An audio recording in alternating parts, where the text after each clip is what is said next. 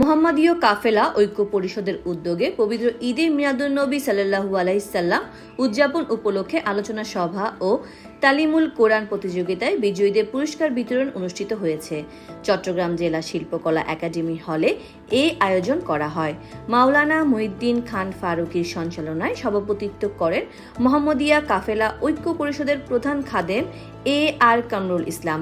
শাহজালাল শাহপরাণ সহ বদর আউলিয়া মোহসেন আউলিয়া সহ অসংখ্য আল্লাহর ওলি ইয়েমান থেকে বিভিন্ন দেশ থেকে এই বাংলার জমিনে আগমন করে ইসলাম প্রতিষ্ঠিত করেছে।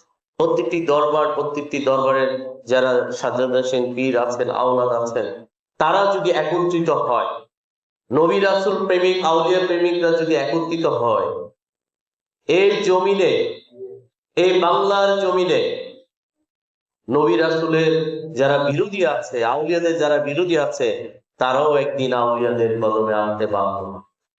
মোনাজাত পরিচালনা করেন বেলায়েত উল্লাহ খান।